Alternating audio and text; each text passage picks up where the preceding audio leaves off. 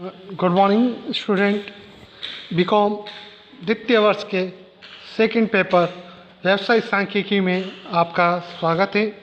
आज का जो सब्जेक्ट है हमारा वो है क्लासिफिकेशन यानी वर्गीकरण।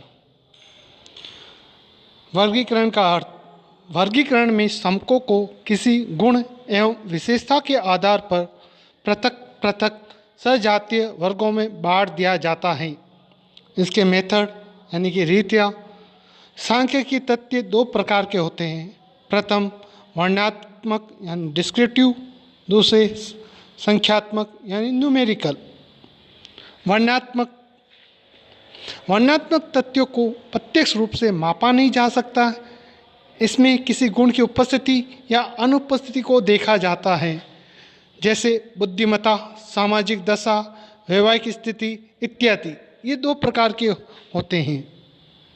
पहला, साधारण या द्विभाजन वर्गीकरण। जब तथ्यों को एक गुण की उपस्थिति या अनुपस्थिति के आधार पर वर्गीकृत किया जाता है तो उसे द्विभाजन वर्गीकरण कहते हैं। इसमें उपस्थिति को बड़े अक्षरों capital A, capital B, capital C के द्वारा तथा अनुपस्थिति को छोटे अक्षरों small a, small B, small c या ग्रीक वर्णों अल्फा, बीटा, गामा के द्वारा व्यक्त किया जाता है। दूसरा, बहुगुण वर्गीकरण। इसमें सांख्यिकी तथ्यों को एक से अधिक गुणों के आधार पर विभाजित किया जाता है। पहले एक गुण के आधार पर दो उपवर्ग बनाए जाते हैं।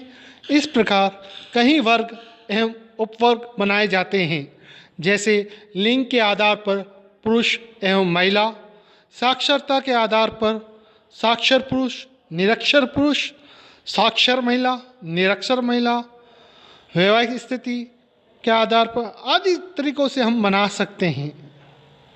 जैसे हम यहाँ एक एग्जाम्पल से इसको समझते हैं। हम यहाँ पे गुणों को कैपिटल अक्षरों द्वारा बता रहे हैं और गुणों की अनुपस्थिति को स्मॉल अक्षरों द्वारा। जिसे गुणों की उपस्थिति पुरुष ए, साक्षरता बी, वैवाहिक स्थिति सी। गुणों की अनुपस्थिति महिला स्मॉल ए, निरक्षर स्मॉल बी, अविवाहिता स्मॉल सी। जैसे हम एक उदाहरण देख रहे हैं। यहाँ किसी जनसंख्या के अंदर हम पुरुषों को और महिलाओं की स्थिति के बारे में देखना चाह रहे हैं। जैसे बात करें, पुरुषों को हमने कैपिटल ए द्वारा बताया है और साक्षरता को बी द्वारा कैपिटल एवं विवाहित स्थिति को हमने कैपिटल सी द्वारा बताया था। तो जैसे एक पुरुष है, साक्षर भी है, विवाहित है, तो capital A, capital B, capital C के माध्यम से दर्शाया है। पुरुष है, साक्षर है, अविवाहित है, तो उसे कैपिटल ए, कैपिटल बी और स्मॉल सी द्वारा दिखाया गया है। पुरुष है, निरक्षर है, तो उसे कैपिटल ए और स्मॉल बी द्वारा बताया है। पुरुष है, निरक्षर है, विवाहित है, तो उसे capital A, small b, capital C के माध्यम से दिखाया गया है। पुरुष है, निरक्षर है तथा अविवाहित भी है, तो उसे capital A, small B, small C के द्वारा बताया गया है। ऐसे जैसे महिला की दशा में हम बात करें, महिला है, साक्षर है, तो उसे स्मॉल ए और कैपिटल बी के माध्यम से बताया गया है। महिला है, साक्षर है, विवाहित है, तो उसे स्मॉल ए, कैपिटल बी और कैपिटल सी के माध्यम से दर्शाया है। महिला है, साक्षर है, अविवाहित है, तो उसे स्मॉल ए, कैपिटल बी, स्मॉल सी के माध्यम से दिखाया गया है। महिला है, निरक्षर है, तो उसे स्मॉल ए एवं स्मॉल बी की सहायता से दिखाया गया है। महिला है, निरक्षर है, विवाहित है, तो उसे स्मॉल ए, स्मॉल बी और कैपिटल सी के माध्यम से दिखाया गया है। महिला है, निरक्षर है, अविवाहित है, तो उसे स्मॉल ए, स्मॉल बी और स्मॉल सी के माध्यम से दिखाया गया है। दूसरे प्रकार के वो होते हैं संख्यात्मक। संख्यात्मक वर्गीकरण में वे तथ्य शामिल किए जाते हैं जिन्हें प्रत्यक्ष रूप से मापा जा सकता है, अर्थात जहाँ पर तथ्यों को संख्याओं में व्यक्त किया जा सकता है, जैसे छात्राओं का भार, किलोग्राम में, आयु वर्षों में, लंबाई मीटर या सेंटीमीटर में इत्यादि। इसे वर्गांतरों के अनुसार वर्गीकरण भी कहते हैं, यानी अकॉर्डिंग टू क्लास इंटरवल।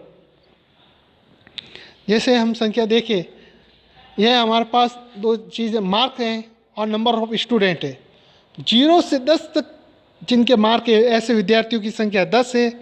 10 से लेकर 20 तक के 35 विद्यार्थी, 20 से लेकर 30 तक के विद्यार्थी है 100, 30 से लेकर 40 तक के विद्यार्थियों की संख्या 40 और 40 से 50 तक के मार्क वाले विद्यार्थियों की संख्या है 15। तो ऐसे तथ्यों को चर मूल्य भी कहते हैं। वर्गांतर वर्गीकरण हेतु निम्न को समझना आवश्यक है। जैसे वर्ग सीमाएं, क्लास इंटरवल, जिन दो मूल्यों द्वारा किसी वर्ग का विस्तार निर्धारित होता है उन्हें वर्ग विस्तार कहते हैं। जैसे 0 से 10, 10 से 20 आदि। वर्ग विस्तार की पहली सीमा को निम्न सीमा यानी लोअर लिमिट या L1 कहते हैं, जैसे 0 और 10। दूसरी सीमा को उच्च सीमा यानी अपर लिमिट या L2 कहते हैं, जैसे 10 या 20। फिर एक संख्यात्मक में आता है वर्ग विस्तार। किसी वर्ग की उच्च तथा निम्न सीमा के अंतर को वर्ग विस्तार कहते हैं। जैसे 0 से 10 तक का 10, 10 से 30 तक का 20। इसे I के संकेताक्षर द्वारा व्यक्त किया जाता है।